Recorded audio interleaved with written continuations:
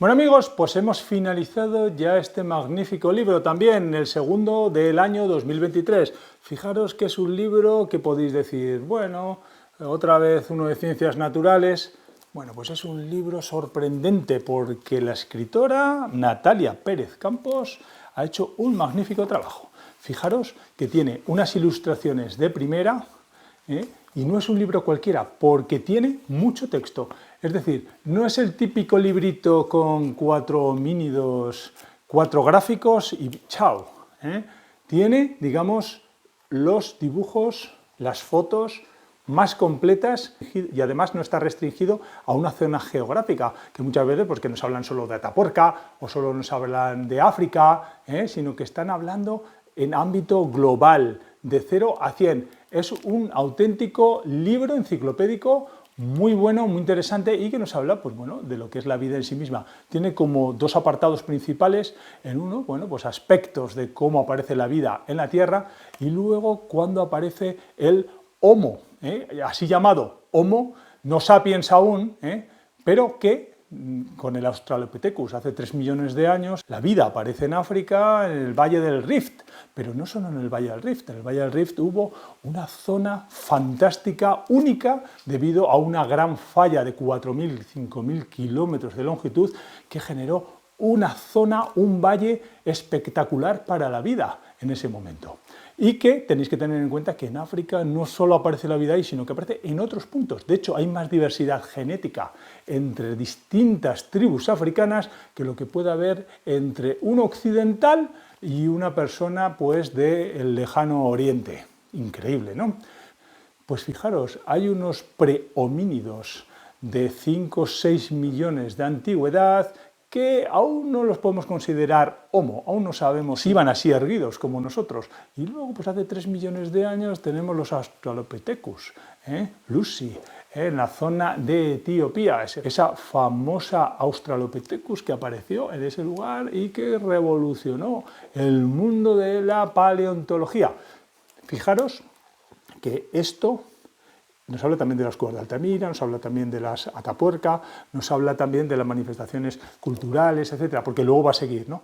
Pero, volviendo al tema, ¿cuándo sale el Homo de África? Pues sale hace 2 millones de años. Y allí empieza la jugada, allí empieza a ir la vida hacia Europa, ir la vida hacia Asia, cruzar hacia América por el norte, por la zona de las Islas Aleutianas. Será eso, ¿no? A través del estrecho de Bering. Y amigos, no fue un camino solo de ida, fue un camino de ida y vuelta. Y esos cruzamientos de ida y vuelta, ida y vuelta, ida y vuelta es lo que ha generado la variedad de manifestaciones de nuestra raza. Y podréis decir, ¿pero la evolución nace o se hace?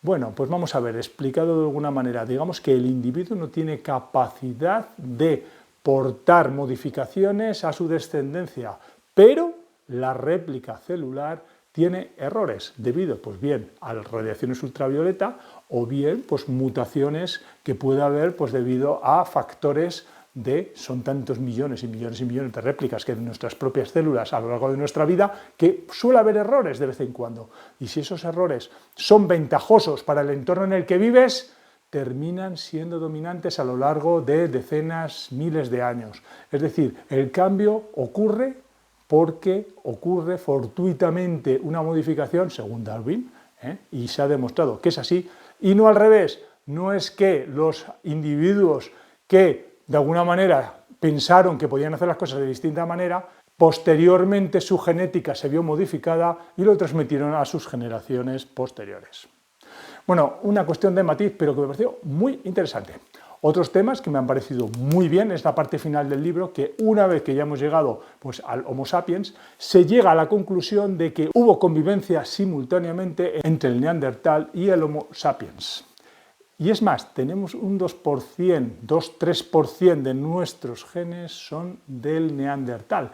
Sí, que ha sido vilipendiado siempre como un ser inferior, más antiguo, más arcaico, pero no nos engañemos. Para la época glacial en la que fundamentalmente estuvo, era mucho más adaptado a su entorno, mucho más exitoso y tenía incluso más centímetros cúbicos de cerebro que nosotros. Sí que es verdad que luego el cerebro no es solamente centímetros cúbicos, también hay, pues en fin, cerebro, cerebelo y zonas más o menos especializadas y complejas, que no es todo cuestión de volumen. Pero amigos, impresionante que el neandertal, el pobre, no supo adaptarse tanto como el Homo sapiens. Y nuestra gran ventaja es que, a pesar de que estuvimos en África hasta hace 350.000 años, sí, porque ese que fue hace 2 millones de años, pues fue el neandertal y fue alguno otro, pero no el Homo sapiens. El Homo sapiens siguió por el mundo, pero también siguió en África, y es el que recoloniza el mundo, pero solo hace 350.000 años, y es el que ya queda para siempre. Fijaros que es el único que queda hoy en día de todos estos homos.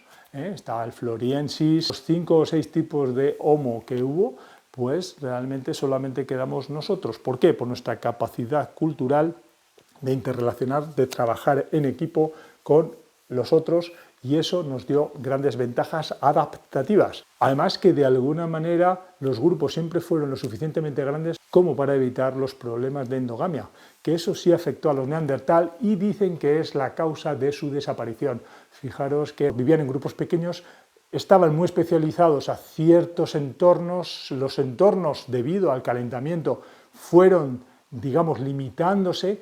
El Homo sapiens supuso una competencia para ellos y esto provocó que acabaran muy dispersos en grupúsculos pequeños. Eso favoreció mucho la endogamia y las malformaciones congénitas consiguientes. Y por tanto, fijaros, qué triste, ¿no? Pero por otro lado, ¿qué nos han enseñado? Nos han enseñado que tenían ritos funerarios y que cuidaban de las personas que tenían, pues, algún problema de malformación, o de los ancianos que estaban heridos, los cuidaban y los alimentaban, porque evidentemente se han descubierto que había fracturas que hacían imposible la vida, pero sin embargo esa persona no había muerto a la edad que se había hecho la fractura, sino que había durado muchos más años, y eso es porque había un nivel cultural y un nivel moral muy, muy respetable. Por lo tanto, seamos justos con los neandertales. Y amigos, pues nada, sin más, libro magnífico, es denso, pero aprendéis. Es de leer a poquitos, no es de leerlo de una tacada, pero os va dejando un fabuloso pozo de lo que es la historia de la humanidad. Que dure la humanidad, por cierto. Lo de las guerras no lo trata aquí muy bien. Bueno, sí, a partir de la aparición de la agricultura es cuando empiezan ya los ejércitos y empieza el poder, empiezan los patriarcados y empiezan los líos. Sí, cuando tenemos la vida fácil y organizada y algo que perder. Pero es muy curioso, la igualdad de géneros era fabulosa en la antigüedad. Antes de la llegada de la agricultura, cuando se era más y se vivía donde estaba la caza y donde se podía comer, amigos, la reinaba la felicidad y la igualdad, porque todos nos necesitábamos. Fijaros, el hecho de necesitarnos nos hace ser más felices y hacer más felices a los demás. ¡Qué enseñanza! Cuando vino la agricultura, vino la acumulación de poder y ya empezó el no quiero perder mi posición, no quiero perder la posición de los míos, me voy a defender, voy a pagar porque alguien me defienda. Ya empezó el lío y en el que estamos aún. Más complejo, pero no nos hemos desquitado.